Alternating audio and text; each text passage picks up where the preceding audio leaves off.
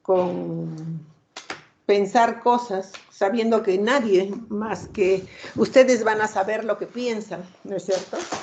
O bien se les ha ocurrido incluso imaginar situaciones que aún en su conciencia moral ustedes podrían decir que no eran convenientes, ¿sí?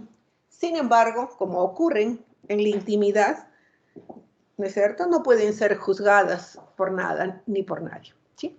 Entonces, Jacinto Benavente decía como que somos capaces de pensar cosas tan increíbles, tan fuera de lugar, absurdas, incluso pecaminosas, que si la gente nos oyera los pensamientos, pocos escaparíamos de estar encerrados por locos.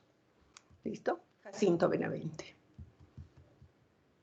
Como les decía, vamos a tocar lo que son la psicopatología del pensamiento.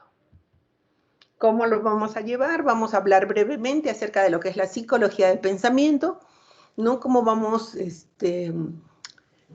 elaborando nuestras ideas, nuestros juicios, y luego vamos a pasar ya a la descripción psicopatológica, incluyendo, ¿sí?, los diferentes niveles de elaboración del pensamiento.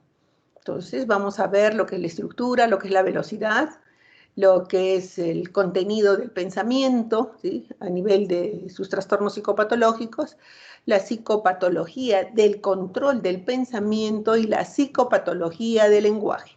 Ese es el orden en que vamos a desarrollar la clase del día de hoy. Muy bien. Cuando hablamos de la psicología del pensamiento, seguramente si yo les preguntara a cada uno de ustedes qué significa el pensamiento, ustedes me dirían, ¿no?, que sería un flujo de ideas, de, qué sé yo, de imágenes, ¿no es cierto?, que respetan las leyes de distribución lógica. Y entonces yo quería hacerles acordar que cuando ustedes estudiaron en la primaria lo que es el lenguaje, y a todos nos explicaron lo que era el sujeto, el predicado, el verbo, ¿no es cierto?, y cómo íbamos estructurando ordenadamente una oración, y una oración que creamos nosotros es expresión de nuestro pensamiento, ¿no es cierto? Entonces, realmente ese flujo de ideas, de imágenes que tienen, ¿no es cierto?, un orden lógico, respeta las reglas fundamentales de la lógica, ¿no es cierto?, para poder expresarse, que además al expresarse reúne cierta velocidad que es acorde con lo que ocurre en el entorno, y que la expresión de lo que decimos va a describir una apreciación de la realidad, o sea que nosotros estamos expresando que lo que decimos tiene conciencia de realidad, ¿no es cierto?, y que además esa idea, ese pensamiento o ese flujo de imágenes, ¿sí?, que ocurren en nuestra mente, sabemos que las producimos nosotros mismos, que lo deseamos expresar nosotros mismos, que es producto de la creación de nuestras propias representaciones o percepciones, y que las expresamos porque deseamos hacerlo. Y todo este grupo, ¿sí?, de flujo en esas de ideas y imágenes en esas condiciones se va a expresar a través del lenguaje. Entonces, tendríamos que decir que el pensamiento, por tanto, es la función más elevada y compleja del ser humano, y que no solamente se da el pensamiento como tal. Recuerden que cuando hicimos la clase anterior les habíamos mencionado que las representaciones son la materia prima a partir de la cual se elaboran los pensamientos. Recuerden que las percepciones nos contactan a partir de nuestros sentidos con todo lo externo, ¿sí? ¿Se acuerdan de eso? Y nuestro cerebro, y que no tiene que ver, pueden estar nuestros sentidos indemnes, pero si no existe la consecuente elaboración en nuestro cerebro, no podemos percibir nada. ¿Listo? Entonces, nuestros sentidos son como los órganos que están transmitiendo, ¿sí?, determinado estímulo para que en nuestro cerebro se produzcan las elaboraciones psíquicas y se produzca la percepción. Y les habíamos dicho que las representaciones terminan siendo las actualizaciones de las percepciones, ¿no es cierto? Percibí lo que fuera el día de ayer o el día de hoy, antes de empezar la clase. Yo puedo actualizar esa percepción con mis representaciones, que son imágenes que están en mi interior. Y el pensamiento va a tener como materia prima justamente las percepciones, pero las representaciones. Sin embargo, para que podamos elaborar una idea, un juicio, un pensamiento, ¿no? Vamos a reunir todas nuestras percepciones que necesitamos para que en determinado momento resolvamos algo. Porque no todo el tiempo estamos pensando. El pensamiento va a surgir en el momento que tenemos una necesidad de expresar algo, de accionar algo, de comunicar algo. ¿Listo? Por eso es que el pensamiento como expresión y como creación de ideas, de flujos y representaciones va a incluir todas las funciones cognitivas. Entonces, eso hace que se convierta en la función más elevada y compleja del ser humano. Incluye, por lo tanto, representaciones, percepciones, memoria, porque si nosotros carecemos de memoria, todo lo que pudiéramos haber percibido queda en la nada, es como que cada cosa que ocurriera fuera nueva. Entonces, la memoria es fundamental. Igualmente la conciencia, el estar despierto, el estar y darme cuenta de lo que ocurre fuera y de lo que ocurre en mi interior, ¿sí? Es estar presente y darme cuenta de las cosas, se llama conciencia. Obviamente lo que yo pienso va a estar siempre teñido de mi estado de ánimo, de mi propia afectividad. Y recuerden, si yo tengo un pensamiento, estoy feliz porque ingresé a medicina, estoy feliz porque aprobé todos los cursos del semestre con muy buenas notas. Ese pensamiento va a ir a siempre. Entonces, quien jaló el curso, quien le va mal, quien no, de pronto se entera de que ha fallecido alguien muy querido, su afectividad va a estar alterada y la expresión de su pensamiento seguramente va a ser triste. Por eso es que el pensamiento va a incluir todas las funciones cognitivas. Percepciones, representaciones, memoria, conciencia, afectividad, voluntad, porque nosotros, como hemos expresado, ¿no? Al comienzo de la clase, tenemos control del pensamiento y lo ejercemos voluntariamente. ¿Sí? Si bien es cierto que dicen que las mujeres más nos encargamos de rumiar un pensamiento y un pensamiento nos está dando vuelta todo el día sin encontrar una solución, a diferencia de los hombres que definen, ¿no? Pero eso es por el funcionamiento diferenciado de nuestro cerebro, ¿sí? Pero en general, el pensamiento, ¿sí? Es voluntario y pensar nos lleva a elaborar pensamientos. Muy bien. Aquí les traje un videito chiquito para que veamos los... Edgar, ¿sabes cómo trabaja tu pensamiento cuando tienes que acomodar la ropa de tu closet? ¿O cuando das indicaciones para llegar a un determinado lugar? ¿O para resolver un problema matemático? Por más fáciles o complicadas que sean las situaciones que enfrentamos, tenemos que utilizar diversos procesos mentales para resolverlas. Hablemos de procesos de pensamiento con peras y manzanas. Los procesos de pensamiento o procesos mentales se dividen en básicos y superiores. Los 8 básicos son 1. Identificación. 2. Diferenciación. 3. Comparación. 4. Representación mental. 5. Decodificación. 6. Clasificación. 7. Análisis. Y 8. Síntesis. Los superiores son 6 y son 1. Deductivo. 2. Analógico. 3. Hipotético. 4. Transitivo. 5. Divergente. Y 6. Lógico. En cada tarea que realizamos, siempre se combinan los procesos de pensamiento, pero solo uno predomina. Sin embargo, el que garantiza el éxito de la tarea es el proceso mental de clasificación. Esto se debe a que los procesos mentales llevan un orden en función de su grado de complejidad. siendo el pensamiento de identificación el más básico y el lógico el más complejo. Como cada persona es diferente, algunos procesos de pensamiento se nos pueden dificultar más que otros, ¿verdad, Edgar? De esta forma, hay quien puede ser un experto en análisis, sin ser muy hábil en síntesis. Desde luego, esto no es un problema. Lo importante es saber en qué procesos mentales tenemos más habilidad y en cuáles no. Así, cuando nos enfrentemos a tareas que impliquen procesos mentales que se nos dificulten, sabremos cómo atenderlos. Gracias a los procesos mentales, además de resolver complejos problemas matemáticos, Edgar podrá realizar tareas cotidianas de una forma más efectiva. Sí, como acomodar la ropa de su closet, aunque esta no sea tan fácil de clasificar.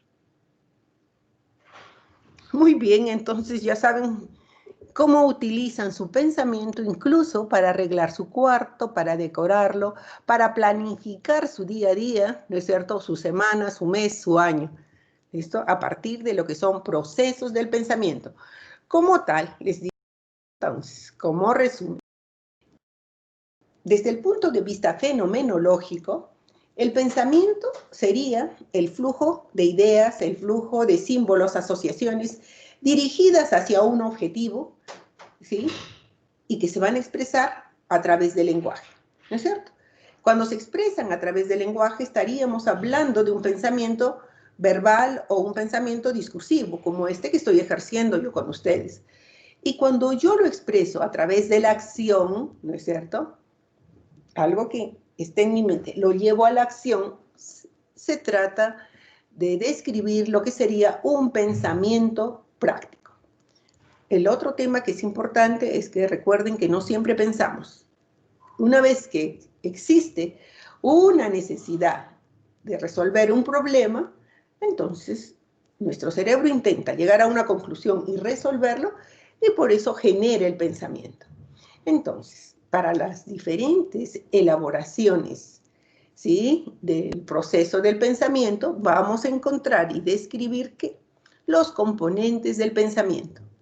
Y como les decía, el pensamiento va a tener una determinada estructura, una determinada velocidad, tiene que llevar un mensaje que se convierte en el contenido, y cada uno de nosotros va a tener el control del pensamiento. Por eso es que lo vive y lo expresa egosintónicamente. Viene de mí, ¿no? Es parte de mí, el pensamiento y lo que yo estoy diciendo. Entonces, en relación a la estructura, les habíamos dicho que desde la escuelita nos están diciendo cómo organizamos más o menos nuestro pensamiento para poder enviar cualquier tipo de mensaje que queremos enviar y tratar de comunicarnos con alguien. Ya varios expertos, neuropsiquiatras, ¿sí?, han tratado de explicar cómo se va estructurando el pensamiento. Por ejemplo, Luria, en su afán de explicar y describir el pensamiento como un acto dinámico, ¿no?, que se produce como consecuencia de una serie de mecanismos cerebrales que van a ser los componentes responsables del pensamiento, ¿sí?, nos va a describir una serie de etapas de cómo se va estructurando el pensamiento. ¿Listo? Entonces, y eso es importante, sí, ¿no? Porque nos da pie al conocimiento de por qué y cómo elaboramos nuestro pensamiento. Asimismo, ¿sí?, podríamos ver cómo, con respecto a la velocidad, nos vamos a dar cuenta que pensamos en algo y esa idea trae otra que se relaciona con la anterior y otra. Y luego nosotros abstraemos, deducimos, generalizamos, de tal manera que cuando nos expresamos, la velocidad con la que nos dirigimos tiene que ser concordante con el medio, con lo que ocurre en el entorno. Porque si yo comienzo a hablar tan rápido, seguramente ustedes no me van a captar lo que yo les estoy diciendo, ¿no es cierto? O si yo les comienzo a decir que el pensamiento cursa así, tampoco, ¿no es cierto? Entonces el pensamiento tiene que tener una velocidad concordante con lo que ocurre en el entorno. ¿Listo?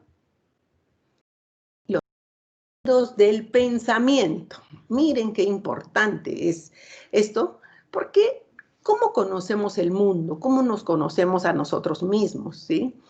todo lo que conocemos del mundo, de los demás y de nosotros mismos se expresa con nuestras ideas, con nuestro pensamiento. Y nuestras ideas, ¿sí?, se van a construir y se van a expresar a partir de una vivencia de la realidad. Vivencio lo que hay en mi entorno. Estoy en este momento en mi consultorio porque cada vez que yo vengo a hacer clases prefiero desplazarme de mi casa para no estar interrumpida con ningún tipo de ruido.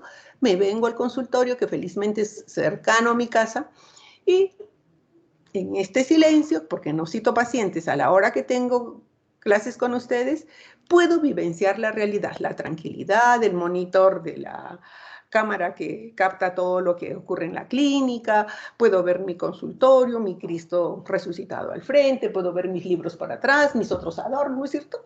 Entonces, vivencio esa realidad, la percibo. Establezco, por tanto, es un juicio de realidad. Esto que estoy viendo, esto que toco, esto que huelo, existe. Vivencia de realidad, ¿no? Y como lo aprecio en la medida correcta.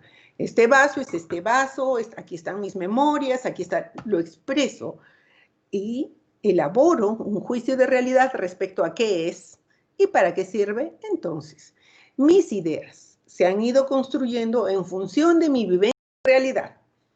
Todo aquello que he percibido lo he vivenciado.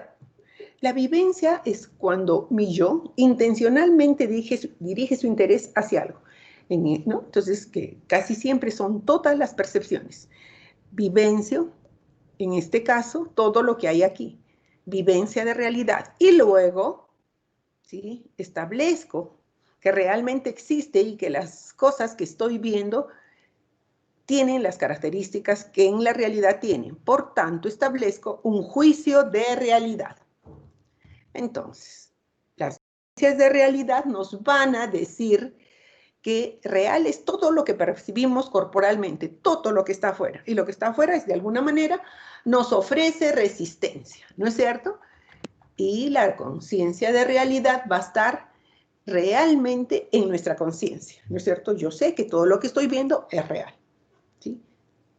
Y esto que yo tengo, conciencia de realidad, seguramente viene otra persona y también va a percibir lo mismo que yo, de repente variado en algunos aspectos, porque a mí me puede parecer muy lindo esta imagen del juramento hipocrático que está en griego, ¿no? Y me puede parecer hermosa la figura de Atenea o de Esculapio o de Hipócrates, que las tengo en mármol, me puede parecer muy linda, pero de repente alguien viene y dice que mal gusto, ¿no es cierto? Entonces, son percepciones, pero igual van a percibir las cosas, el sentido, la interpretación, probablemente, ¿sí?, va a ser individual, pero lo que percibimos todos va a ser, ¿no?, estableciendo un juicio de realidad. Entonces, tenemos que decir, ¿sí?, que nuestro conocimiento del mundo, por tanto, de nosotros mismos se va a expresar a través de las ideas y que las ideas se van a construir a partir de una vivencia de realidad que se va a traducir en un juicio de realidad. Eso es fundamentalmente lo que tenemos que decir, ¿no? Cuando nuestras ideas, ¿sí?, cuando nuestras ideas, ¿sí?, son ajustadas a nuestra vivencia de realidad y al haber establecido un juicio de realidad, nuestro capital ideativo va a ser normal. Pero si nuestras vivencias de realidad están alteradas, o bien la vivencia de realidad está alterada, pero el juicio de realidad, ¿sí?, mejor paremos. Si la vivencia de realidad es normal, vivencio el vaso, ¿cómo es? Pero mi juicio de la realidad sobre el vaso está alterada, mi capital ideativo va a ser anormal, porque yo puedo decir, claro, este es un vaso, tiene agua transparente, pero ustedes creen que tienen agua transparente, pero en realidad tiene un venenillo que me va a producir dolor de cabeza o de estómago más tarde. El juicio de la realidad está alterado respecto a la apreciación. ¿Listo? Entonces, lo que necesitamos establecer es que para que haya ideas normales, mi vivencia de realidad tiene que ser normal, ajustada a la realidad, y mi juicio de realidad tiene que ser concordante con esa vivencia de realidad. Si se altera mi juicio de realidad, voy a tener alteraciones, ¿sí?, en la expresión de mi pensamiento, y lo que voy a generar son las típicas alteraciones del pensamiento que se llaman ideas delirantes o delusiones. ¿Listo? Y luego está el control del pensamiento. Les habíamos dicho que lo que pensamos y lo expresamos es ego sintónico. Sé que sale de mí, sé que yo lo creé, no me genera ninguna inquietud ni ningún disconfort. Sin embargo, cuando pierdo la capacidad del control de mi pensamiento y el pensamiento se me impone y no lo puedo retirar de mi cabeza, como ocurre con las obsesiones, que son ideas, ¿no es cierto?, fijas, parásitas, absurdas, persistentes, recurrentes, que se meten en mi cabeza y no las puedo sacar, entonces he perdido el control del pensamiento. ¿Listo? ¿Y qué es el lenguaje? Fíjense que el lenguaje no es un mero instrumento de expresión. El lenguaje es un acto de voluntad y de inteligencia. Si no, miremos en el resto de la escala biológica inferior. ¿Quién puede comunicarse? ¿No? A través de símbolos de lenguaje. ¿Quiénes? ¿No es cierto? Y el otro tema importante es que nosotros podemos explorar lo que piensa el paciente a través del lenguaje. Y el lenguaje, como acto de inteligencia y de voluntad, tiene además una acción organizadora y moduladora del propio pensamiento. Serrallonga, un clásico, ¿sí?, decía que exploramos lo pensado a través de lo lenguaje, ¿sí?, tan importante que todas nuestras vivencias las expresamos en el lenguaje. Nuestras vivencias de afectividad las expresamos con el lenguaje, ¿no es cierto? Nuestras vivencias y expresiones inteligentes las expresamos con el lenguaje. Es muy importante el lenguaje para los seres humanos, ¿sí? Y puede ser de dos formas. Un lenguaje interno o primordial que nos permite internamente delimitar una idea entre sí. Y un lenguaje externo con ideas concretizadas directamente en relación a mis sentidos, como un signo auditivo, como un signo visual. ¿Listo? ¿Y cuáles son las características del lenguaje? ¿Por qué se las pongo aquí? Porque siendo el lenguaje algo tan importante, ¿sí?, y que va a ser fundamental, porque es a través del lenguaje cómo nuestros pacientes nos van a comunicar sus pensamientos. Es a través del lenguaje que nosotros nos informamos qué nos dicen los pacientes, qué están sintiendo, qué quieren. Por tanto, sí, yo les puse esta laminita que quiere explicarnos cómo describimos las características del lenguaje. Primero habíamos dicho que si hablamos con un paciente tenemos que darnos cuenta la velocidad con que nos habla el paciente. Es una velocidad muy lenta, más propia de la gente deprimida, o es tan rápida que estaríamos cercanos a que sea un paciente que esté en una fase de manía, de un trastorno afectivo. Entonces, la velocidad de la conversación nos lleva ya a un tipo de presunción. Nos vamos acercando. Eso solo no basta, ¿no es cierto? Recuerden que vamos reuniendo una serie de síntomas. El volumen. En general, la gente triste habla despacito, la gente insegura, la gente con pobre autoestima, ¿no? Va a hablar así. En cambio, un paciente que está maníaco, o incluso una persona deprimida, el mismo paciente en fase maníaca va a entrar casi gritando, cantando en voz muy alta. El volumen, la intensidad del tono, que pueda ser alto o bajo, es importante describirlo. Y luego está la latencia de la respuesta. ¿Cuánto demora el paciente en respondernos a lo que le hemos preguntado? ¿Sí? Y luego, la calidad general del lenguaje, ¿sí?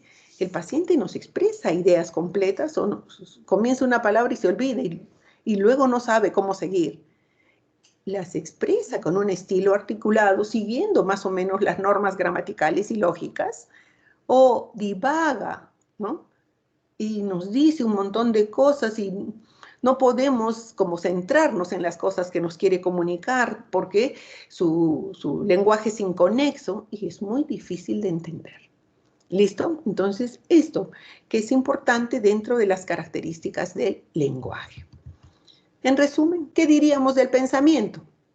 Una función cerebral de la más elevada que tiene el ser humano que va a integrar representaciones, percepciones, memoria, afectividad, para expresarse. Y también la conciencia, ¿no es cierto? Para expresarse a través de ideas, para que podamos agrupar estas ideas que vamos generando, relacionarlas entre sí y emitirlas a través del lenguaje, ¿no es cierto? Cada vez que hablamos, estamos haciendo este proceso.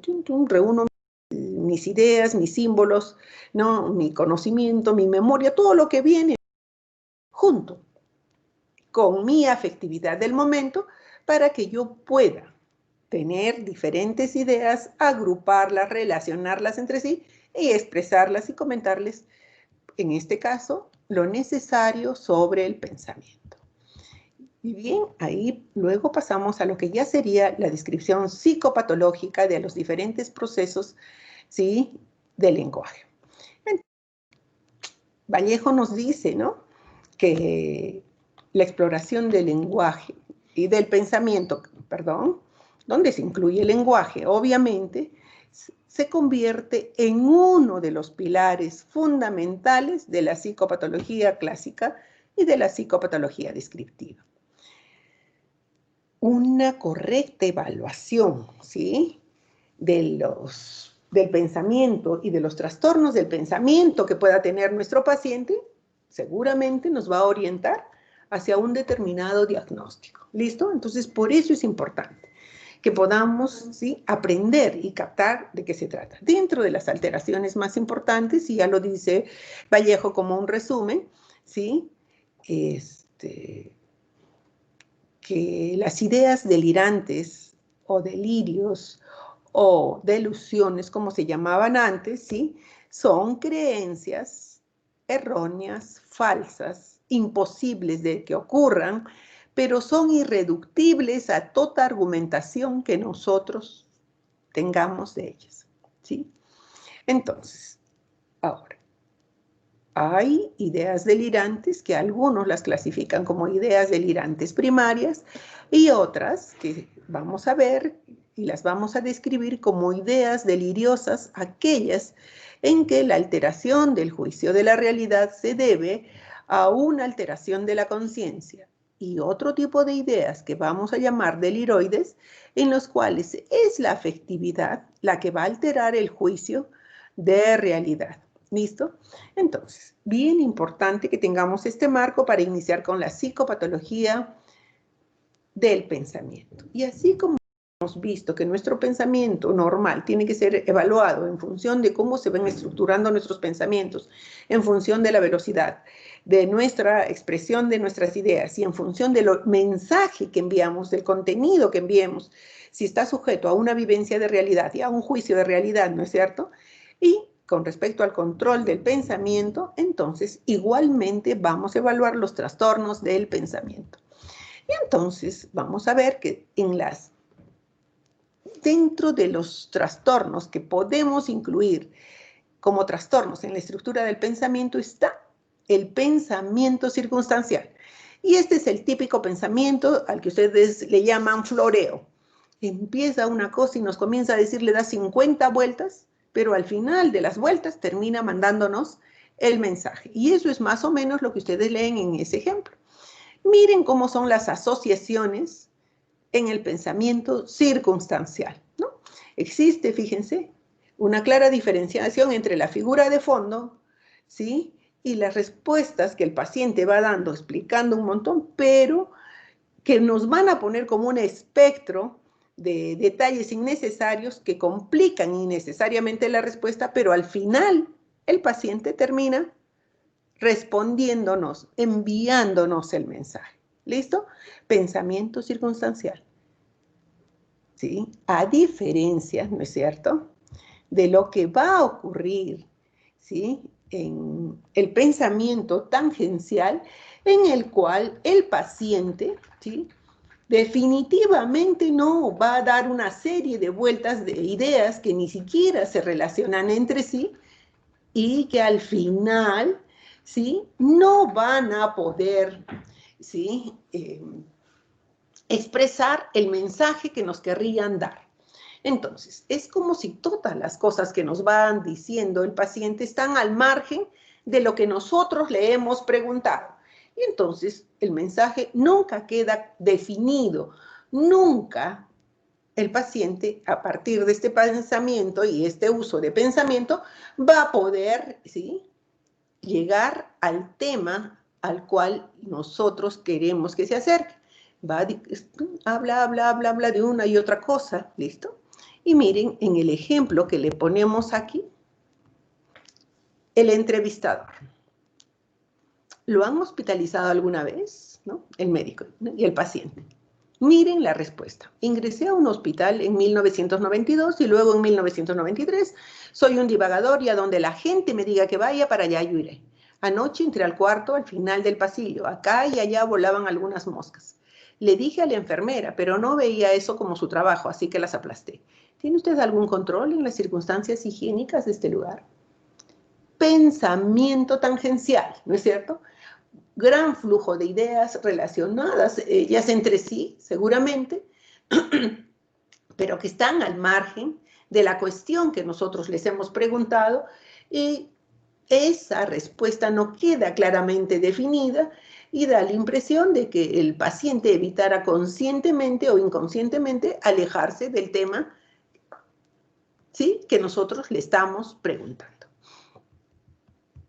Luego está, fíjense, el pensamiento escamoteador.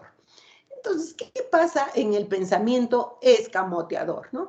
Es una suerte de pensamiento tangencial, ¿no es cierto? En la medida que es como si el paciente asumiera una actitud negativista y no quisiera respondernos lo que nosotros le estamos preguntando. No va al grano y tenemos casi que confrontarlo para que termine explicándonos lo que queremos que nos diga. Entonces, podríamos pensar que en el pensamiento escamoteador existiría, ¿sí?, una cierta oposición a explicarnos lo que nosotros le estamos preguntando. Y en el ejemplo que ustedes pueden ver, va a ocurrir, ¿no es cierto? Este es el ejemplo de parecía conversiva. Una emoción violenta simplemente le ha quitado la posibilidad de caminar, pero cuando le preguntan de que está enferma, que vino, ni lo menciona, ¿no? Solo cuando el médico, la fuerza que le cuente qué le ocurre y por qué no camina, recién la paciente lo va a decir. ¿Listo? Entonces, las pararespuestas o parafases. Siempre que ustedes encuentren el término para, significa al lado de. Entonces, la pararespuesta, ¿sí?, va a mostrarnos que la paciente va a responder algo, ¿sí?, que no tiene nada que ver con lo preguntado, ¿sí? O bien puede haber un grado de relación variable, y a veces, como en el caso que podemos ver en el ejemplo, puede ser difícil reconocer una pararespuesta. En el ejemplo, una paciente esquizofrénica, a la pregunta de ¿cuántos hijos tiene?, en vez de decir tengo 5, tengo 4, tengo 1 o no tengo ninguno, responde cumplí con el reglamento de ser madre 3 veces, ¿no? Para respuesta. Y luego está el pensamiento concreto. Yo quiero explicarles que en general, cuando nosotros somos chicos, ¿sí?, mientras somos niños, tenemos un pensamiento concreto. Fácil. Nos pueden explicar lo que sea y nosotros lo entendemos concretamente. Sí, ya, sí, esto es blanco porque es blanco, no es de vidrio y entonces se rompe. Es concreto nuestro pensamiento. Pero cuando pasamos a ser adolescentes, así como va creciendo nuestro cuerpo y va desarrollando las características secundarias y las formas masculina y femenina, aparecen y se van desarrollando diferentes procesos en nuestro cerebro. Dentro de ellos está la capacidad de abstracción, por eso es una etapa en la cual nos comenzamos a preguntar, ¿y qué hago aquí? ¿Por qué estoy aquí? ¿No es cierto? ¿Por qué existo? ¿Qué voy a estudiar? Son las cosas que porque ya somos capaces de abstraer y imaginar un futuro, cosa que no ocurre cuando somos niños. Entonces, el pensamiento concreto es propio de los niños, también es propio de las discapacidades intelectuales. Cuando hay lo que antes se llamaba retardos mentales, ¿sí?, va a existir un mínimo de pensamiento concreto, ¿no es cierto? Porque no van a ser capaces de entender cuestiones tan abstractas como valores, como cuestiones morales, o cosas más difíciles que exigen el ejercicio de las funciones mentales superiores. Y por tanto el pensamiento se hace concreto, ¿sí? Y el ejemplo es claro. Cuando hacemos un examen mental, nosotros evaluamos capacidad de abstracción, de síntesis, de análisis, de generalización. Y en el examen mental siempre se incluye el que nosotros le preguntemos por diferencias o semejanzas, ¿sí? De diferentes cosas, situaciones, ¿sí? Y también les pedimos que interpreten refranes o dichos populares, porque esos refranes o dichos populares, ¿no es cierto?, encierran mensajes que deben ser entendidos, no pielíter, ¿no es cierto?, no literalmente, sino se hace una generalización hacia otras cosas, ¿sí? Y como ustedes ven en el ejemplo, cuando le preguntan en qué se parece un avión a la bicicleta, miren la respuesta que les da. Típico ejemplo de pensamiento concreto, o en el ejemplo que les ponemos aquí. Una paciente con esquizofrenia entra a la habitación para ser entrevistada y de inmediato se quita los zapatos diciendo: siempre me gusta tener los pies en la tierra cuando hablo. Concreta absolutamente. Al preguntarle por su estado de ánimo responde: siempre tengo el ánimo por las nubes. Y como no quería salir volando, me he atado estas pesas a mis tobillos. Pensamiento concreto.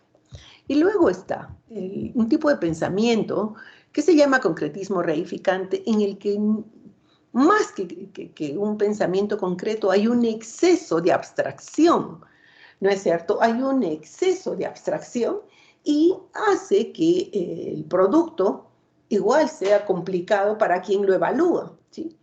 Porque tiene una gran invasión de lo abstracto sobre lo concreto, ¿sí? Entonces, la abstracción tan grande que ha utilizado nos hace no poder entender y preocuparnos por las cosas, porque el paciente que utiliza un pensamiento tipo concretismo reificante transforma, ¿sí?, los objetos y hace que todo lo abstracto que pudiera tener, ¿sí?, se usa de tal manera que se altera lo que sería concreto específicamente. Por ejemplo, mire, una dueña de casa, cuando le preguntan por su hija y si está, simplemente les dice que sí está, y los hace pasar y les dice aquí está, y les muestra una foto. Se ha abstraído tanto, ¿sí?, que ha alterado, ¿sí?, su respuesta, y se va a expresar en lo que se llama concretismo reificante. El pensamiento perseverativo, ¿no?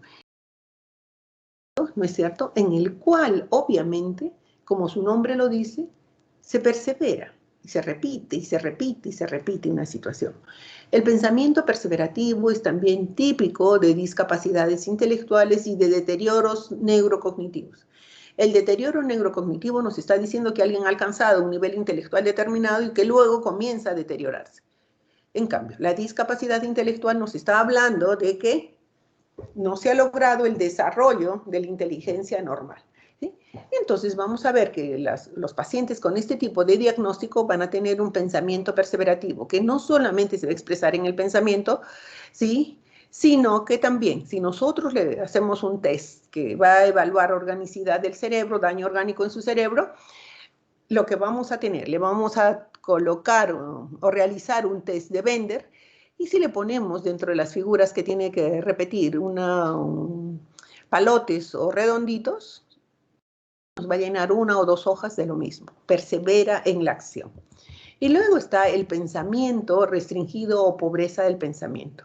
Nuestra inteligencia, nuestras funciones cognitivas superiores se expresan a través de nuestro lenguaje, ¿sí?, de la riqueza. Entonces, en Estados Unidos, cada vez que sale un nuevo presidente, la Asociación Psiquiátrica Americana y la Asociación de Psicólogos de Estados Unidos evalúan el coeficiente intelectual del presidente a través del primer discurso que da, ¿sí? Entonces ahí van a evaluar el vocabulario, el contenido, la capacidad de abstracción, el juicio crítico que puede establecer sobre las cosas, todo eso, y pueden medir la inteligencia. Cuando nuestra inteligencia se reduce o estamos poco entrenados en conocer diferentes temas, vamos a tener una pobreza del pensamiento, que es muy típico de la gente que tiene también una discapacidad intelectual. En el ejemplo, ustedes van a ver una chiquita que tiene un síndrome de Down, que sabemos que incluye, ¿sí?, una inteligencia menor, por eso es que el pensamiento se va a expresar en forma restringida o como pobreza del pensamiento. Está el pensamiento pueril, en este caso, fíjense, la persona ejerce y tiene un pensamiento normal, pero tras una emoción violenta que podría ser, ¿sí?, un estrés marcado en un hombre, ¿no?, en función de un trabajo demasiado exigido, o en una mujer sometida a una violencia sexual, ¿sí?, de pronto hacen una regresión, fíjense, disociativa, y comienzan a hablar como niños, con lenguaje, con gestos, con entonación de niños, y a eso le llamamos pensamiento pueril. No es que esté existiendo todo el tiempo. ¿Listo? Y luego está la condensación. Aquí quiero explicarles dos términos, lo que es condensación y lo que es neologismo. Los neologismos son palabras creadas, inventadas por los pacientes, pero por una necesidad psicológica. Lo que ocurre en su interior, todas las alteraciones y transformaciones que están vivenciando, no las pueden explicar con el lenguaje normal. Por tanto, generan nuevas palabras. Y a eso le llamamos neologismo. En el caso de la condensación, es una forma de crear un neologismo, pero utilizando una serie de palabras de las cuales solo utilizan unas sílabas y generan una palabra. A eso le llamamos condensación, pero que al final se expresa como un neologismo. En el caso de Osquiar, que se describe en el ejemplo, ha unido varias palabras, ha condensado de varias palabras y ha formado una sola, ¿sí? Pero al final se convierte en un neologismo. Y neologismo, como les decíamos, es esa generación de nuevos términos que nosotros no los vamos a poder entender, pero que para el paciente satisface una necesidad psicológica de expresión. Luego están los bloqueos, fíjense. Cómo un paciente esquizofrénico dice, mi pensamiento se detuvo, porque las ideas fueron extraídas de repente de mi cabeza. Miren cómo es la asociación, el modelo de asociación en un bloqueo. Fíjense. ¿Cómo van los pensamientos? Un pensamiento trae otro. De pronto, en forma brusca, inesperada, el pensamiento se detiene. No hay más pensamiento. Y el paciente no es capaz de darle una explicación determinada. Simplemente le ocurre. No puede de ninguna manera, ¿sí?, explicar qué pasa. Simplemente ocurre un bloqueo y el paciente ya no puede decirnos más. ¿Listo? Entonces, bloqueo del pensamiento en esta figura es como ustedes pueden verlo, ¿no es cierto?, de la mejor forma y con la mejor explicación.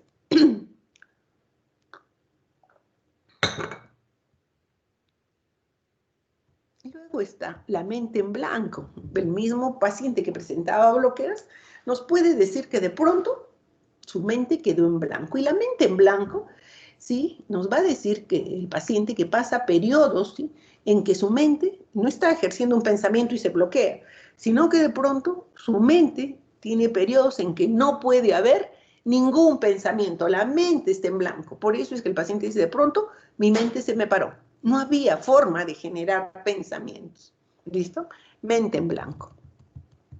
Y el pensamiento en tropel. Fíjense, en general debe haber, ¿no es cierto?, un orden en nuestros pensamientos. Pero cuando el paciente nos expresa y nosotros podemos captar un pensamiento en tropel, diríamos que es como si el paciente pusiera en espacio sus pensamientos, como si los pudiera espacializar, ¿no es cierto?, en determinado espacio sus pensamientos. Y entonces, va a expresarlos con eso que la gente nos dice cotidianamente, se le cruzaron los chicotes. Porque el mismo paciente va a decir, ¿no es cierto?, es como si mis pensamientos se cruzan, van, ¿no?, entrecruzándose unos con otros a una velocidad que no los puedo controlar.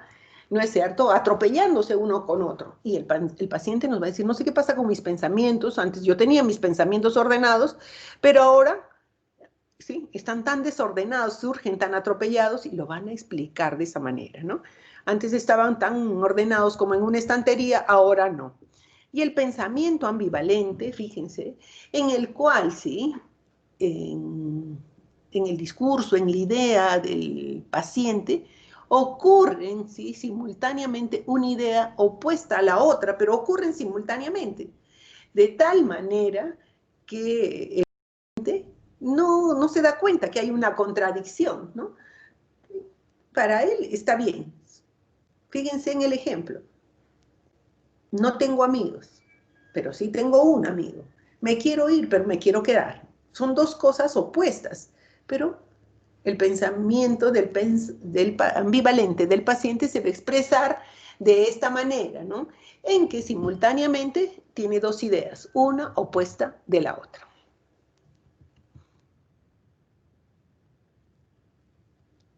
Y aquí, para que hablemos del pensamiento incoherente, muchos de los pacientes que ustedes van a encontrar, una de las cosas que les van a decir los familiares es que decir, no sé qué le ha pasado, doctor, ahora habla tonterías, no puedo entender lo que me dice.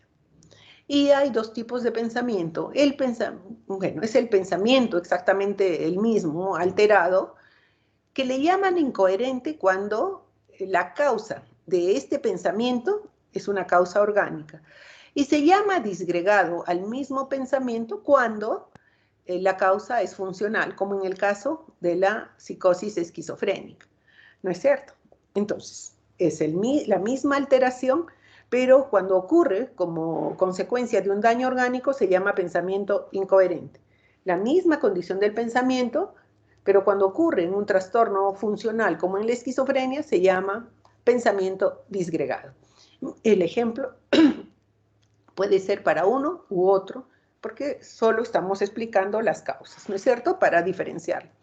Entonces, el médico, ¿cómo terminaste en el hospital? Y el paciente. Miren cómo, si ustedes podrían entender lo que dice el paciente. Era una sección 8 días, no estoy diciendo que había un utilitario, simplemente no tenía paciencia con un sistema de toque de queda. ¿Mm? El médico, ¿por qué fuiste a la casa de rehabilitación? Soy un inútil como un idiota erudito. Había una circulación de su publicidad. ¿Le gustaría? ¿Y qué tipo de trabajo hacías? Trabajaba en la electricidad de las computadoras. Era un bachillerato no muy extenso. Soy un bachillerato no diluido. Y luego vienen los trastornos de la velocidad del pensamiento. Aquí yo quiero explicarles simplemente. Yo les había dicho en la clase anterior que cuando hay una aceleración de la percepción, ¿no es cierto?, o un retardo en la percepción, lo podíamos explicar en pacientes que tienen básicamente un trastorno afectivo, donde se altera la percepción, se altera el pensamiento, se altera la conducta psicomotora y se altera la afectividad, ¿sí? Y el mismo paciente en fase maníaca va a tener una intensificación de la percepción, una aceleración de la percepción y también va a tener una taquipsique, un pensamiento acelerado. Y va a tener una taquilalia, porque si mi pensamiento está acelerado, mi habla también va a ser acelerada. El mismo paciente en fase depresiva va a tener un retardo de la percepción, ¿sí?, una disminución de la intensidad de la percepción y también va a tener un retardo en la elaboración y expresión de su pensamiento que se llama bradisiquia. Y cuando lo hable, también va a tener una expresión lenta y va a ser una bradilalia. Esos son síntomas que se asocian a este tipo de cuadro, que además cuando hagamos trastornos de la afectividad le vamos a asociar cómo se altera el afecto y cuando hablemos de la conducta psicomotora vamos a ver cómo en este mismo cuadro también se altera la conducta psicomotora para arriba en exceso o en déficit, ¿sí? Entonces, cuando hablamos de los trastornos de la velocidad del pensamiento podemos tener un pensamiento lento más típico, ¿sí?, de los pacientes deprimidos, ¿no?, con trastornos afectivos en la fase depresiva, o podemos tener un pensamiento tan acelerado, tan rápido, que se llama taquipsiquia, fuga de ideas, logorrea o verborragia. ¿Listo? El mismo paciente en una fase afectiva diferente. Y esos son los ejemplos que les hemos puesto aquí. La taquipsiquia, un pensamiento acelerado, ¿sí?, Y en el ejemplo, ¿por qué ha venido al hospital? Mientras camina de un lado a otro, el paciente maníaco va a estar, no solamente va a pensar más rápido, va a hablar más rápido, percibe, tiene mayor número de estímulos de percepción por unidad de tiempo, ¿no es cierto? Todo es como más acelerado. Es como si el cerebro funcionara a más revoluciones por minuto. Entonces va a estar mirando inquieto en todo lo que pueda ser posible. ¿Listo? Entonces, el paciente, mientras que camina de un lado a otro en el consultorio, va a decirnos, recuerdo poder encargarme de mis asuntos. Sentía que estaba aquí, allá y en todos lados. Sé que no estaba enfermo porque un humano enfermo es incapaz de recordar todo lo que hay que recordar, chasqueando los dedos. Y yo podía. ¿Y sabe por qué? Pregúntele al maestro. El maestro está en todos lados. El maestro lo sabe todo. El maestro es Dios y por ello es que sigo aquí. Incremento de la velocidad del pensamiento. Dentro del incremento también lo que es la fuga de ideas. Entonces, como hay tal cantidad de pensamientos y se dan uno tras otro, tras otro, tras otro, el paciente no termina de explicar, quiere hablar todo y comienza a utilizar una palabra de una frase, otra de otra, pero son relacionadas entre sí. No es como en la incoherencia en que no hay una lógica entre una palabra y una oración y otra. En este caso podemos pensar en que se confunden las cosas, sin embargo, si hacemos un análisis nos vamos a dar cuenta que una idea trae otra, solo que como no la puede mencionar todo, solo utiliza una parte de la idea que tenía que dar y se convierte en una fuga de ideas. Así es el modelo de asociaciones, ¿listo? ¿Sí? Existe una conexión lógica entre cada idea. Cada pareja de ideas tiene una conexión lógica. Se relaciona una con otra, ¿sí? Sin embargo, la idea directriz del pensamiento no es mantenida por mucho tiempo y se va diluyendo a partir de cómo empezó en diferentes ideas relacionadas, obviamente. Y luego están la bradisiquia, que como hemos dicho, una lentitud en la elaboración del pensamiento, y miren cómo está. El pensamiento está dirigido hacia un objetivo, quiere ir hacia eso, pero avanza tan lentamente, tan despacio, que sería básicamente la respuesta a sus pensamientos negativos, a sus pensamientos pesimistas, a sus sentimientos de culpa, que la persona puede fracasar en lograr enviar el pensamiento. ¿Listo? El pensamiento se hace tan lento, si bien está dirigido hacia mandar un mensaje, pero es tan lento que está más entretenido entre sus sentimientos de culpa, entre los pensamientos pesimistas, que probablemente no termine de expresar lo que quisiera expresar. La inhibición del pensamiento es un grado mayor, ¿no es cierto?, de expresión del pensamiento. El pensamiento es sumamente lento. Y de pronto nos va a decir, ¿y cómo estás? Después de 5 minutos nos va a decir,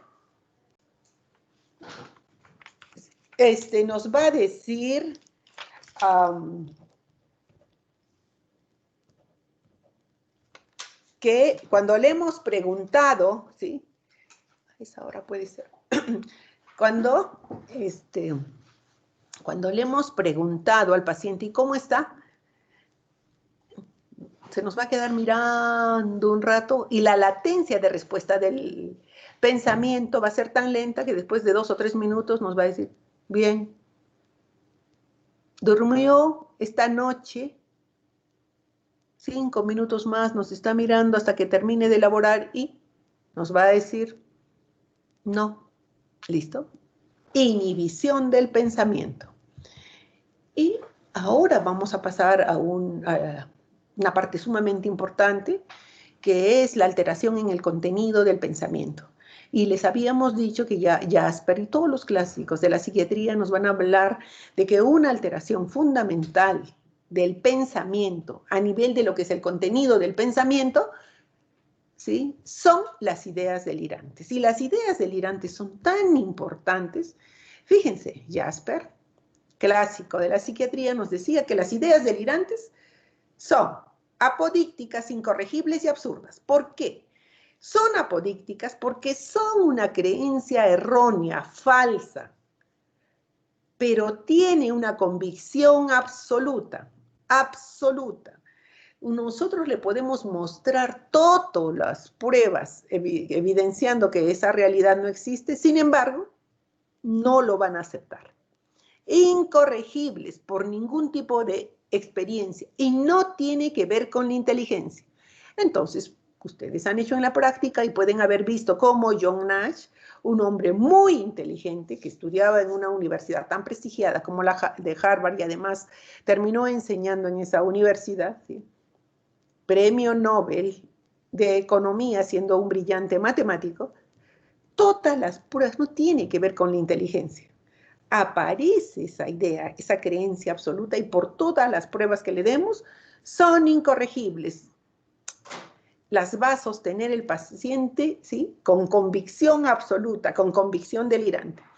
Y por supuesto, la idea delirante tiene una característica también que es importante. Es imposible que suceda. Como es imposible que cualquiera de ustedes me diga, ¿no?, que es Dios. Como es imposible que cualquiera de ustedes me digan que es el rey de Inglaterra o el de Francia, o que me digan que es Madonna o que es tal Ricky Martin o no sé quién puede ser que se les pueda ocurrir. Es imposible, pero uno lo cree con certeza absoluta. ¿Listo? Las ideas delirantes pueden ser referidas hacia uno mismo o hacia el entorno. Y yo brevemente les voy a referir a qué se refieren cada uno de estas ideas delirantes. El delirio de culpa, como su nombre lo dice, ¿sí? La conciencia moral acusa de alguna falla que hubiera podido tener el paciente y los delirios de culpa acontecen más bien en pacientes seriamente deprimidos, ¿no?, en una suerte de melancolía donde se sienten responsables de todo lo que ocurre en el mundo. Y uno puede decir, mis pecados lastiman al mundo y por eso hay un tsunami, por eso ocurrió un terremoto, o me dio el cáncer, como en el caso que ustedes van a leer luego, porque yo engañé a mi marido, ¿listo? El delirio hipocondríaco y nos va a decir, estoy con COVID, estoy con COVID, estoy con COVID. Pero no, porque mira, no tienes ningún síntoma, tu prueba molecular y tu prueba rápida es negativa, hemos tomado una tomografía pulmonar, no existe nada, tienes una deshidrogenasa láctica, una ferritina, un dímero negativo, una PCR, todo negativo, no tienes, no, me voy a morir con COVID. Convicción absoluta de estar enfermo, a pesar de todas las pruebas en contra. El delirio nihilista en que el paciente cree que está muerto, que no existe o que está vacío por dentro. Ustedes pueden creer que yo estoy viva, pero realmente estoy muerta. Ustedes pueden creer que mi corazón está latiendo, pero no, mi corazón me lo sacaron, no tengo ni estómago, ni corazón, ni riñones, estoy vacío por dentro. El delirio de ruina a alguien que a pesar de tener una muy buena posición económica comienza a pensar que realmente le falta dinero y a todos los sitios donde se puede convertir en un pordiosero pidiendo limosna a los demás, a pesar de que sea millonario, o bien puede ir de consultorio en consultorio diciendo que por favor no le cobren porque no tiene plata, siendo que tiene muchos recursos. El delirio de filiación en el cual el paciente considera que tiene, que es hija de gente muy importante, de los reyes de Francia, de la princesa de Inglaterra, del presidente de la India, del presidente Trump, de quien sea. Delirio de filiación. Soy hija de condes, soy hija de reyes, ¿no es cierto?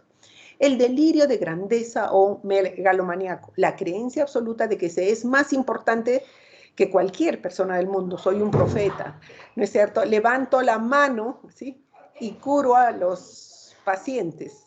O levanto la mano y hago que se produzca una catástrofe. Delirio de grandeza, soy un extraterrestre con poder para hacer ciertas cosas. O megalomaníaco.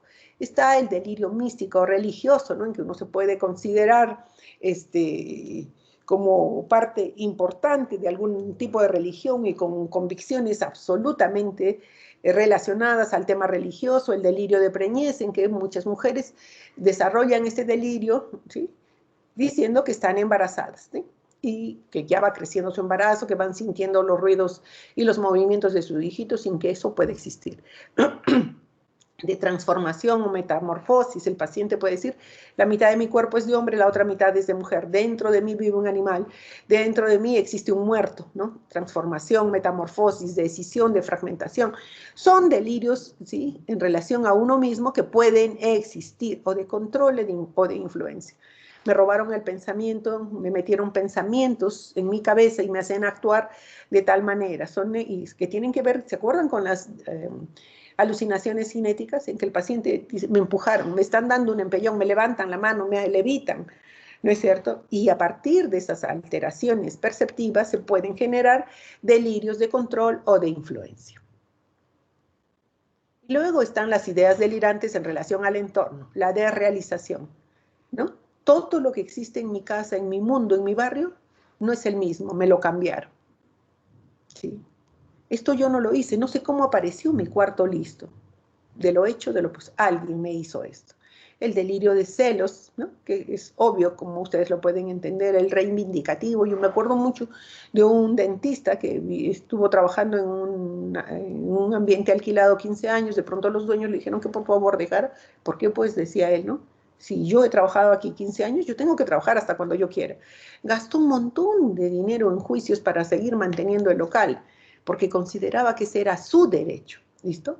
Está el delirio erotomaníaco, en el cual una persona cree que alguien más importante, ¿sí? Una figura social representativa de algo, está enamorada de él, pero que no se lo dice, ¿no? Que lo oculta ante los demás. Alguna vez vino una paciente quejándose, ¿no? Porque ya no podía tolerar. Habían terminado en nuestra universidad una carrera y en la fiesta de promoción que hicieron, estuvieron todos contentos, y alguien que nunca más ni imaginaba que existía el chico, por esas cosas, ¿no? Se cruzaron sus miradas y a partir de eso el chico consideró que esta chica, que era una chica bien posicionada económicamente, académicamente, estaba enamorada de él y la comenzó a seguir matiné, vermú, noche. Delirio erotomaníaco. ¿Listo? Y el delirio de persecución, en el cual se piensa que todo lo que está en el entorno está confabulado para perseguirlo y, por supuesto, hacerle daño. Entonces, las ideas delirantes primarias, yo quiero que tengan claro esto, porque las tienen que saber permanentemente.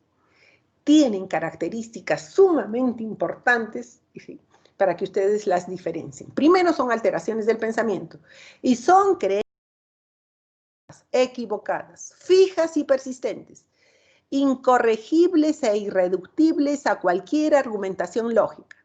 Aparecen sin que haya ningún estímulo externo. No es influenciable por la experiencia.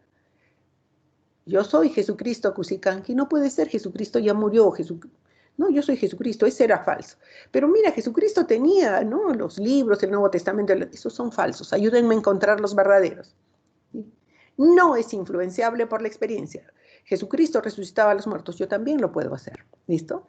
No influenciable por la experiencia, hay convicción absoluta, se establece por vía patológica, por alteración del juicio de la realidad y no se explica por valores sociales, culturales, religiosos o pertenencia a ningún grupo. Es incomprensible para toda la gente y no deriva de otros sucesos de la vida cotidiana. Esas son las características de la idea delirante que tenemos que recordar. Y aquí brevemente, porque es muy chiquitito, van a encontrar a cómo John Nash está tan convencido, ¿no es cierto?, que la quiere convencer a su esposa de que busque aquellas, porque ya una vez que él esté internado, ¿no? Y miren la cara de la esposa, ¿no?, que termina, la convicción con que lo dice, ella termina creyendo y yendo a ver qué había realmente.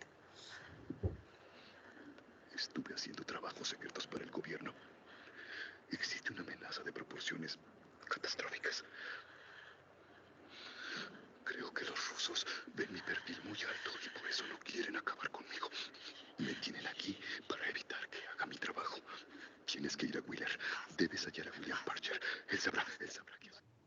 Entonces, ¿sí?, las ideas delirantes primarias, donde la alteración fundamentalmente es en el pensamiento, en el juicio de realidad. ¿Y qué va a ocurrir? Fíjense, les había dicho cuando empezamos a describir la psicopatología que existen las ideas delirantes primarias.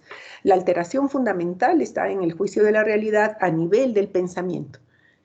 Están las ideas deliriosas en las cuales hay una alteración del juicio de la realidad, pero por alteración en el nivel de conciencia. Y están las ideas deliroides, que son ideas delirantes, ¿no es cierto?, que se producen como consecuencia de la alteración en el estado afectivo del paciente. Las ideas delirantes primarias, como las ideas deliriosas y las ideas deliroides, pueden ser de dos tipos. Lo que llamamos percepciones delirantes y lo que son ocurrencias delirantes. Ocurrencias de percepciones deliriosas, ocurrencias deliriosas.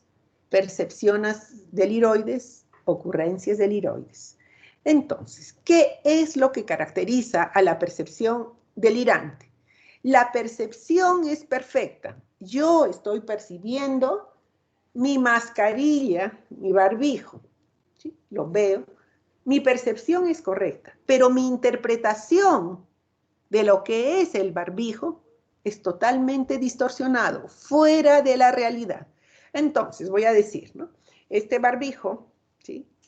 Que es de una trama de plata, ¿no es cierto? Que tiene una alta protección y que es de tales colores y tal, ¿sí? Ustedes lo ven como barbijo, yo también lo veo como barbijo, pero no está aquí por eso. Este barbijo además tiene el poder de que cada vez que entreviste a los pacientes, ellos me van a contar la verdad.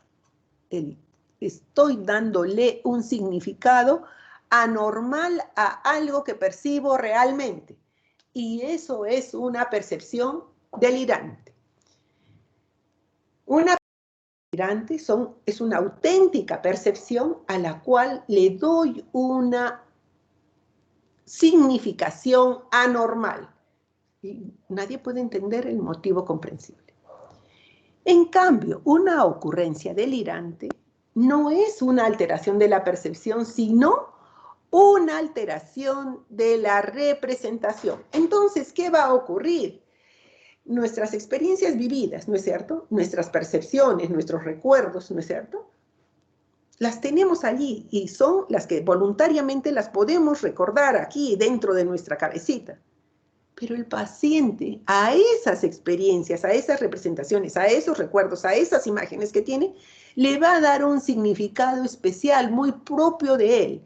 Y a eso se llaman ocurrencias delirantes. Por tanto, percepciones delirantes, una percepción normal a la cual le doy un significado anormal, antojadizo y de acuerdo a mi propia alteración.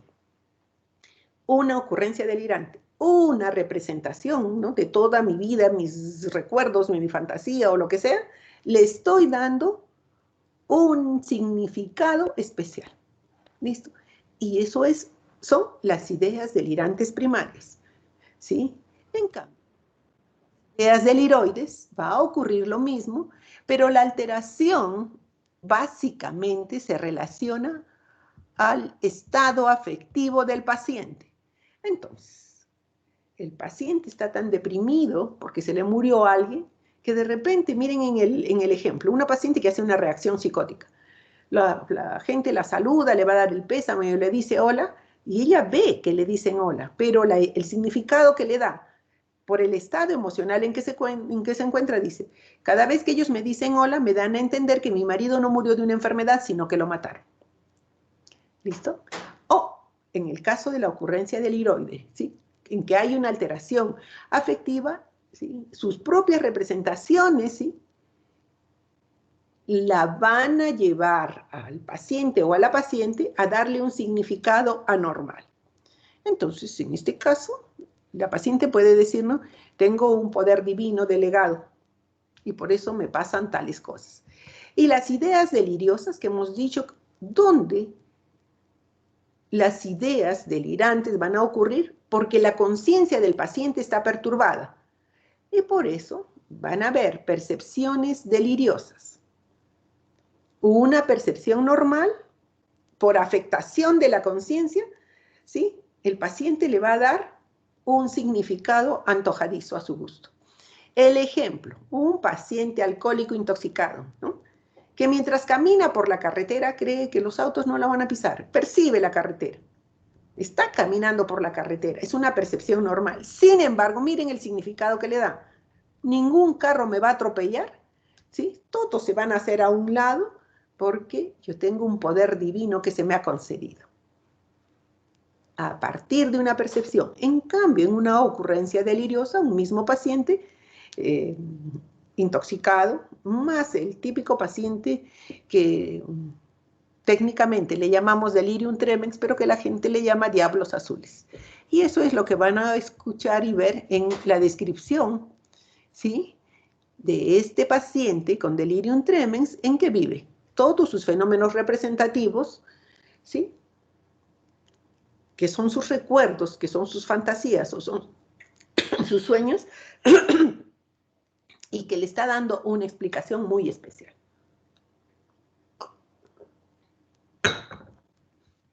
¿Listo? ¿Qué les habíamos dicho? Que las ideas delirantes primarias, aquí tienen todos los ejemplos de las ideas delirantes primarias, ya las hemos conversado, están los ejemplos de cómo tienen que ser. El delirio nihilista, el delirio de ruina, ¿sí? El delirio de filiación, el delirio de grandeza, ¿sí? En este caso, una paciente maníaca creía ser descendiente de la Casa Real de Estuardo y que, por tanto, de algún modo era en realidad María I de Escocia. Invitó a la reina y al primer ministro a una fiesta en su piso de estudiantes porque pensaba que sería un honor para ellos, fíjense, a la reina y el primer ministro estar invitados. Lo justo es que sean invitados, decía, su delirio de grandeza. Y están, ¿no? El delirio de persecución, ¿sí? Miren que cuando nosotros evaluamos las ideas delirantes lo tenemos que hacer de una forma especial. Más bien, ¿no? Que el paciente nos perciba como sus aliados, no como sus enemigos o sus jueces. Y las preguntas tienen que ir, ¿te ha maltratado o molestado a alguien en forma inusual? ¿Ha habido alguien que de repente te ha estado prestando demasiada atención, observando o hablando mal de ti? ¿No es cierto? O le vamos a decir, ¿crees que tu imaginación te ha estado jugando alguna broma o ha estado trabajando en exceso?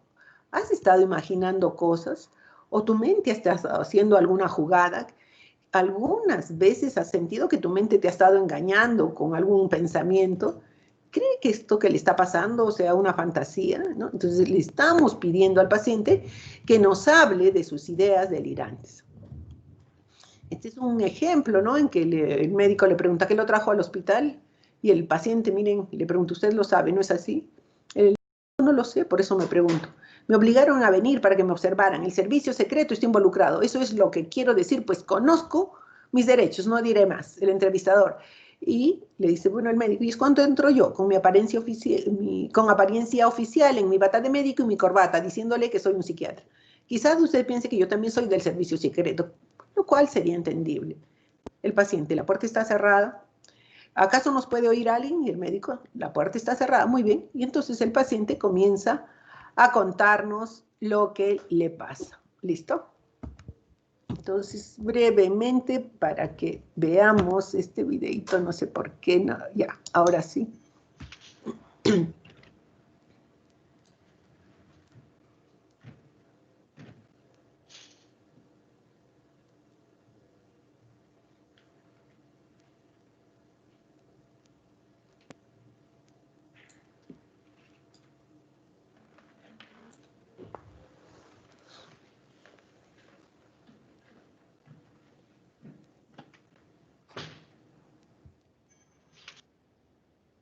Y luego vamos a pasar a los trastornos del control del pensamiento.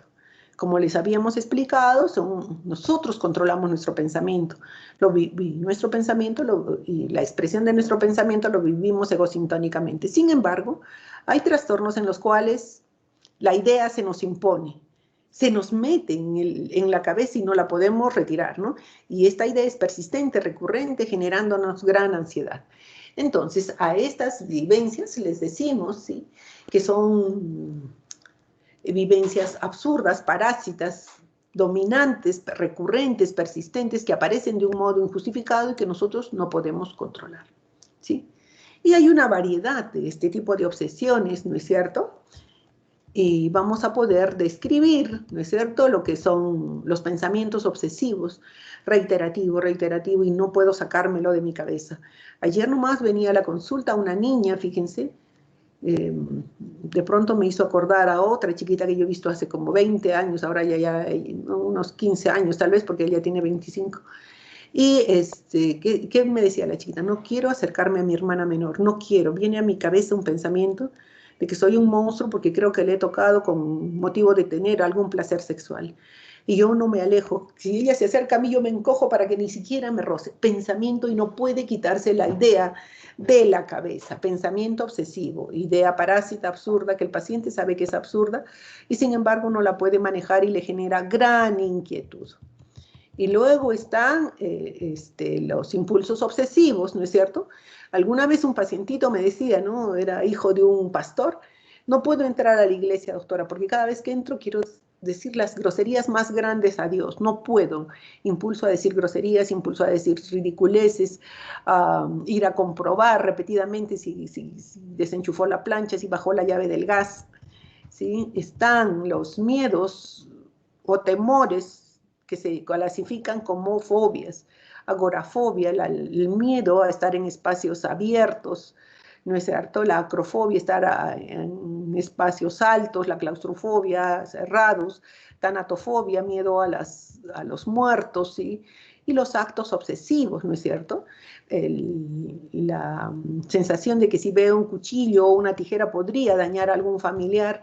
Y luego están los rituales en los cuales el paciente sigue una serie de normas para empezar el día. Me levanto, se hablo con el pie derecho, camino, doy 3 pasos con ese pie, toco 5 veces la puerta y luego, y así, establecen un ritual. Y si alguien los interrumpe, lo repiten 1, 10, 20, 30 veces y antes de levantarse han pasado 2 horas, media hora, ¿no es cierto?, en ese ritual.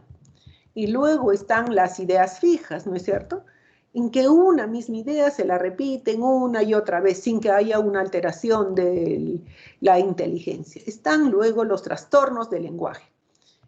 La ausencia de lenguaje, estar mudo, los del ritmo del lenguaje, las estereotipias, los trastornos de la significación en la articulación y aquellos trastornos de origen neurológico. Entonces, los trastornos por ausencia de lenguaje, muchos chicos autistas, niños autistas no hablan. Gente que quiere simular algo puede tener ausencia de lenguaje. Hay niños con mutismo selectivo. En situaciones de estrés intenso, mucha gente se queda muda y no habla. ¿No es cierto? Entonces, aquí hay un ejemplo donde una paciente que permaneció callada muchos días hasta que ya comenzó a hacer efecto la medicación y luego cuando ya comenzó a estar mejor, comenzó a contarnos que le había dicho Dios que se quedara callada porque era la única forma de impedir la colisión entre la materia y la antimateria y la consiguiente destrucción del mundo. Y luego está los trastornos del ritmo del lenguaje. Aquí ustedes van a encontrar gente que tiene una presión por el habla y quiere seguir hablando. Y está también algo muy conocido que sería la tartamudez o disfemia o espasmofemia, ¿no es cierto? Hay un trastorno también que se llama la prosodia, en la que hay un discurso aburrido, monótono, con falta de entonación.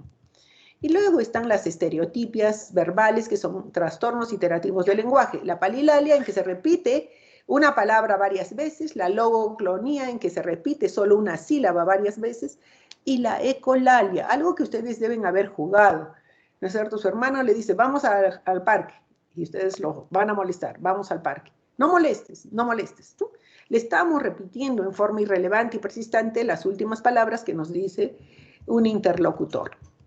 La verbigeración, repetición incesante, ¿sí?, y en forma automatizada de algún tipo de palabras o frases. Cuando yo era residente había un paciente que decía todo el rato, Rasputín ya murió, ¿no? Rasputín ya murió, ¿no? Y siempre hacía el gesto de que se había cortado el cuello. Y la coprolalia, empleo de palabras vulgares, obscenas, sucias, muy característico del síndrome de Gilles de la Tourette, ¿no es cierto?, que se combina con tics marcados. Está luego los trastornos en la significación del lenguaje, que se parecen mucho a las alteraciones del pensamiento, porque el pensamiento se expresa en el lenguaje. Por eso hablamos de neologismos para respuestas. Y luego están los trastornos en la articulación del lenguaje. La disartia, que es cuando los tartamudos hacen este gesto para tratar de hablar, ¿no? Es un trastorno específico de la articulación con el movimiento muscular, ¿no? ¿Listo?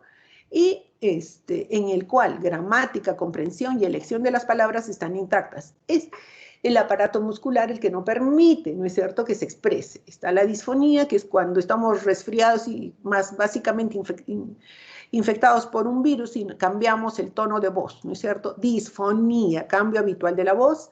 La dislalia, emisión defectuosa de los sonidos. Están las alteraciones neurológicas que ustedes conocen muy bien.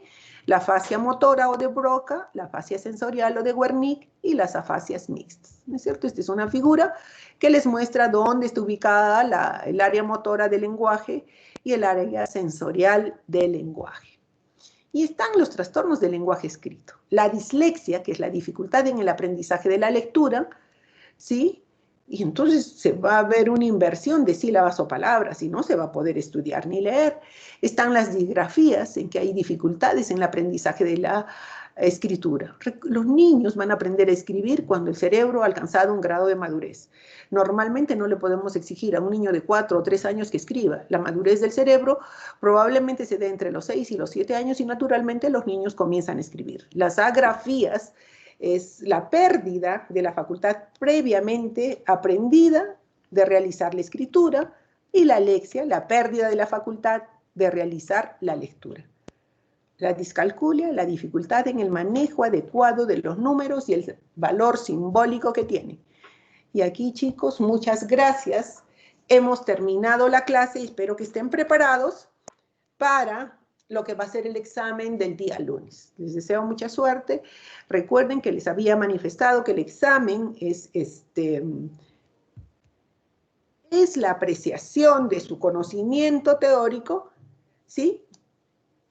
Ya aterrizado en el caso clínico. Esto que yo sé, lo puedo identificar, ¿no es cierto? Porque yo sé que una alucinación es esto y sé que una representación es esto.